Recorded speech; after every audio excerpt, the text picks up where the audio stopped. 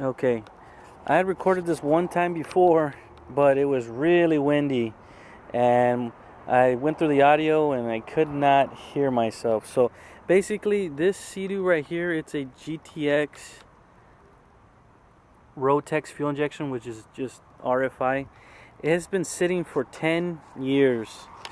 The guy I bought it from, he's a buddy of mine. He parked it in 2009. We're 2019. So basically, I bought it as is, but he said that when he parked it, it was running. So I did do a walkthrough of everything in the other video. I ordered some parts as well. They did come in already. I ordered. I always replace them when I get these engines, and the steering cable had gone out. Well, actually, it didn't go out. It just broke off. It looks like the tip over here, straight up, broke. You can see right in there. It's just broken. So I went ahead and bought that. The key as well. In the last video I did not find the key, so I already ordered one, and I am going to have to program the key to this Seadoo, because I was trying to check compression. I put the battery in there and I was going to check compression on it, but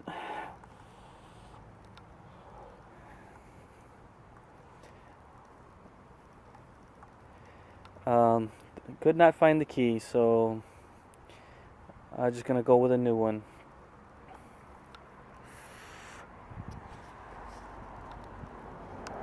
Okay, so today I'm going to be replacing the wear ring. This is the start of one video, replacing the wear ring. The first thing you want to do is you want to check your boot, make sure it's in good condition, and this one looks in good condition. I will be taking this cover off right here and checking out the I think it's called the carbon kit.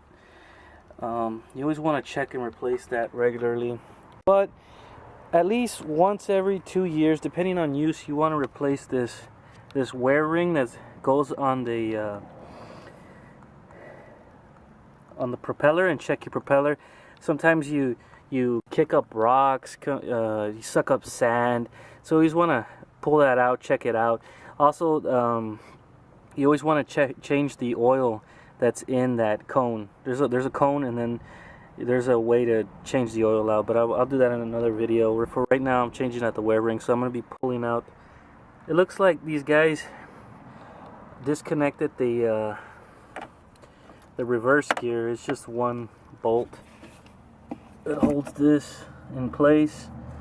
It's already been disconnected, so it makes it easier on me. First thing I'm gonna do is remove these 4 bolts. There's 1, 2, and then there's one there that's not there, and third one. So we're missing 1 bolt. That's not good. So I'm probably gonna have to buy a bolt or go find one. And then down there, this is for miles per hour, and that thing broken back there is for the steering. So first thing I'm gonna do, remove these 4 bolts and pull this front cover off.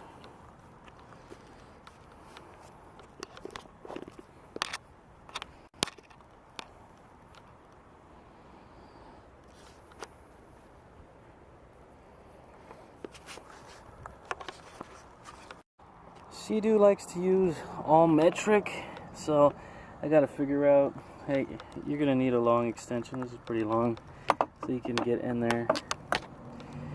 Let's see here. I'm gonna, most likely it's a 12, but let me make sure that it is a 12.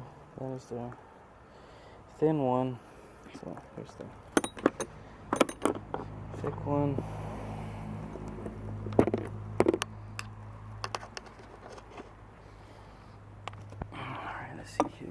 This is indeed a 12 or not. Doesn't feel like it. Let's try the 10.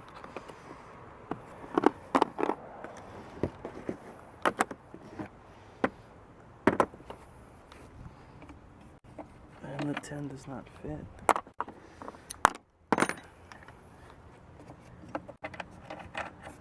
Does not fit. There is no 11, so let's try this one, and it is an 11. So let's put this on and put it on this.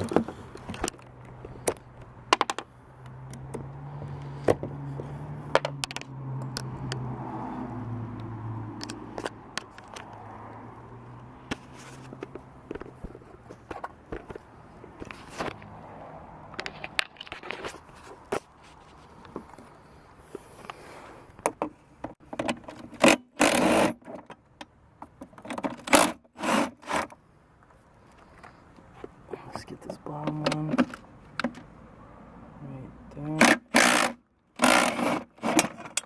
Now this whole thing comes out. You might want to do that with not an impact, because you don't know if these bolts are seized or not. But since one was missing, I was pretty sure these guys have messed with this. It hasn't hit the water in 10 years, so I was pretty sure that I could take it out with the impact. So this is how it looks. This is the little cone I was telling you about. Right here is where you put the oil in, but what you want to do, so I'll probably do it in another video, but you take these 3 rings out, you pull the oil out, inspect the bearings that are in there, and you put the cone back in, and then you pump oil in there. You're supposed to buy this Seadoo, like full synthetic oil or whatever, but really all it is gear oil. You can just go and buy, they say you can use Royal Purple. I've seen people use, Smart Tech, but as long as it's like 80, 90 weighted gear oil, full synthetic, you should be fine. Looking at the propeller, doesn't look that bad, but also right here, looks like they put, these are little oil rings you have to watch out for, and there's 2 of them. Those I'm also going to replace with new ones. So all it is these. This is always a 17. So I'm going to pull this out and then pull the whole thing out.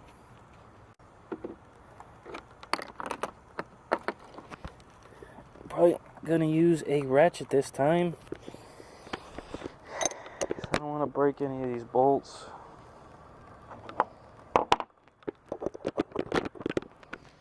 So I'm going to loosen them first, then I use it.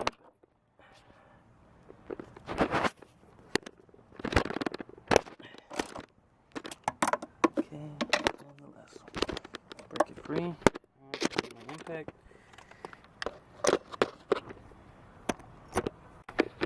Alright, so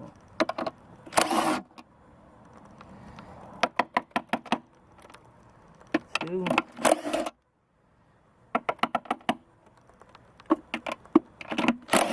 3, and the 4th. And this is a little nozzle for you to, I see there's 2 extra washers in there. You want to wiggle this a little bit, and it should come out. Okay, so this thing's on there pretty good. I am trying to take it out, and it is on there. A lot of times what happens is there's this bar that goes from the propeller that's right here to the inside of the crankshaft where the engine is. So if that gets rusty, or because it is stainless, but if it stays sitting for a long time, what happens is it'll stick to the inside of that propeller and it won't come out. So what I'm going to do is I'm going to use this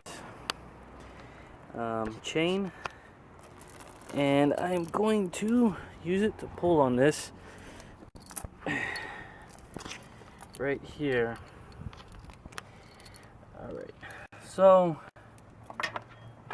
this one goes here, and I guess how much slack are we going to give it? How much? Okay, then this one can go here. And what we're going to do and this thing's missing. So we're gonna do the other side. So this one here, and this one here, and then we'll use this.